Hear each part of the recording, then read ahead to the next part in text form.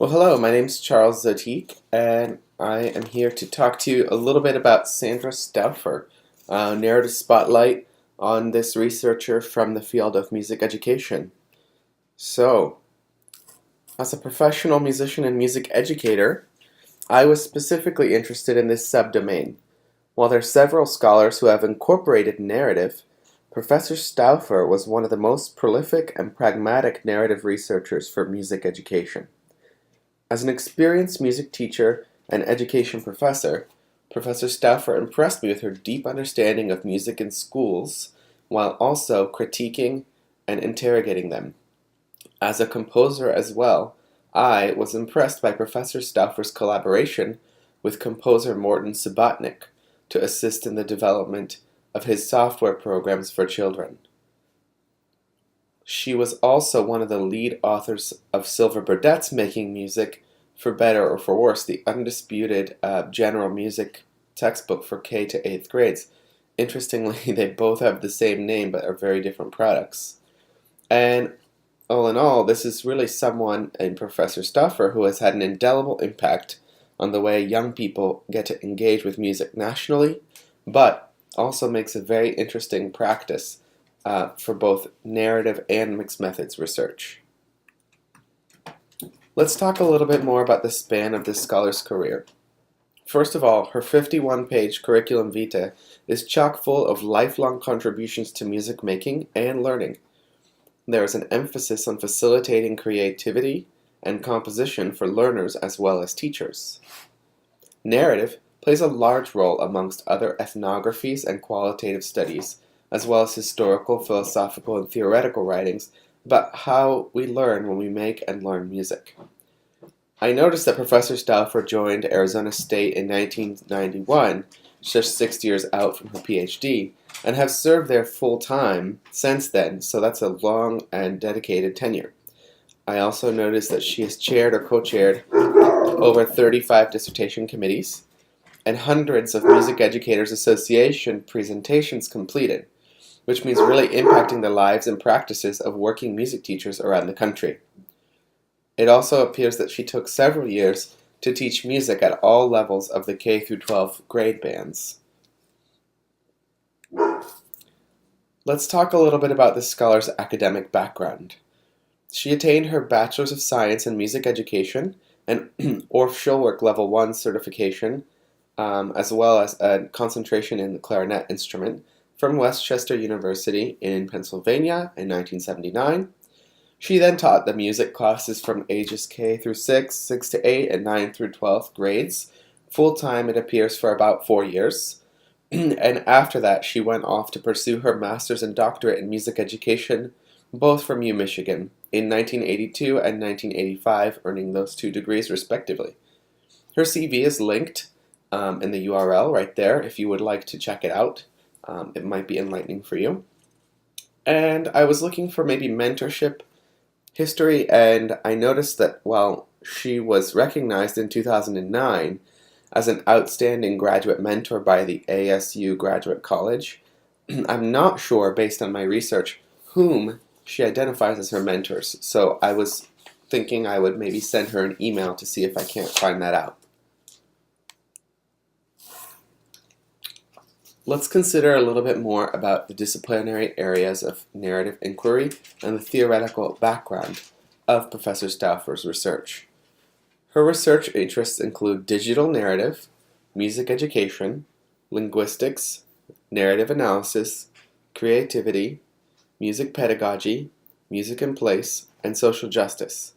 Professor Stauffer draws from philosophy, anthropology, and sociolinguistics in order to speak to theoretical aspects of her work, and to continue coding and analyzing the narratives which she gathers.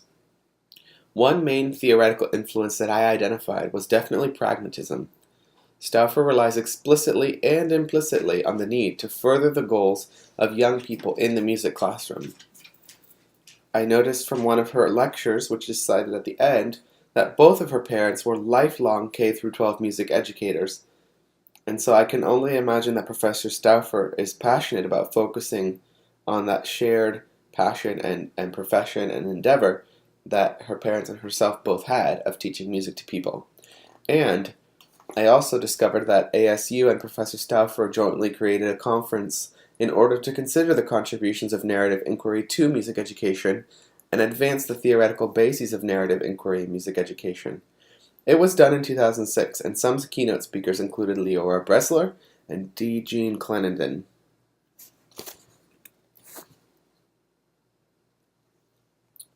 So let's talk about a few of the takeaways which could be brought from the readings. I could definitely see how this would serve pre-service music educators as well as in-service music educators. And I see it's focusing on students' consciousnesses as composers, constructs around listening, case studies of ties between life context and music compositions, and really just absorbing narrative inquiry and bringing it to bear upon the teaching profession, which is great because it opens up a new domain and content area to the narrative methodology. The field of Stauffer's work is very wide and broad. There's narrative, evaluation of assessment methods, qualitative work, and it's nice to see that a researcher does not necessarily have to box themselves into one hyper-specific thing and one hyper-specific method. Researchers can do a lot in the music ed space, and it can be a bit more playful or flirtatious in the narrative sense. In that sense, I think Stauffer's whole oeuvre could be brought under the narrative lens and investigated in that fashion. Chorus, band, and orchestra are three typical outputs of school music, but the buck does not stop there, according to Stauffer. I think that is one major takeaway from all of the work which I was able to read and review. In terms of recommending this work to others, again, it would be very enriching and approachable for any Peace through 16 music instructor, and of value for admins considering the roles of arts and music in schools. The focus is school music and not just music at large, which was a bit of a shame that at-large music was not potentially brought up more often.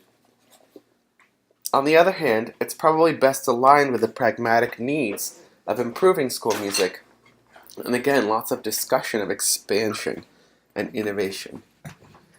By way of final insights, a prolific writer, researcher, and academic with a 51-page CV full of meaningful contributions.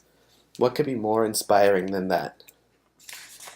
Now I'm just going to take a moment to review just a couple of publications by this author.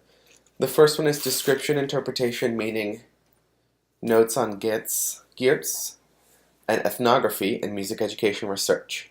So this article critiques the notion of thick description as adopted by music education philosopher Estelle Jorgensen and anthropologist Clifford Geertz. The music education research community's interest in ethnography, narrative, and other kinds of studies are appropriate for interrogating questions of meaning, and that's really not surprising, as Stauffer finds, because the music space is ripe for ethnographic and narrative explorations and thick descriptions, primarily due to the incredible diversity of professional and artistic backgrounds in musicians and music teachers, and in the content itself spanning all continents across the world. Geertz' influence, particularly the three concepts of thick description, which she cites, local knowledge, and blurred genres, are relevant, Stauffer claims, in that the opportunities in music education research are not fully tapped for these types of inquiries. The next one is called Another Perspective, Replacing Music Education.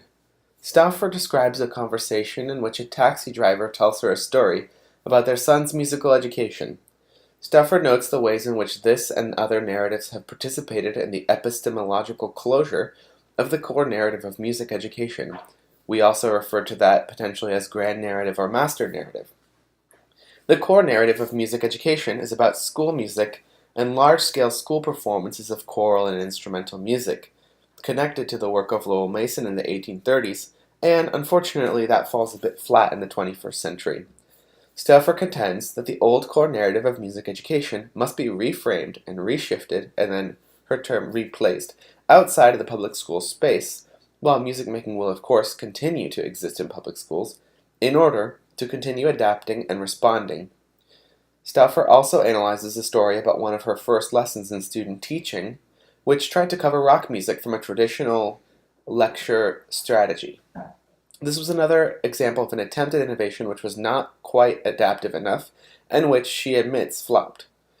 Essentially, Professor Stauffer argues that persons have to replace the work of music teaching and learning in order to expand it out of the limited, inaccurate, or antiquated master narratives of the in-school music program.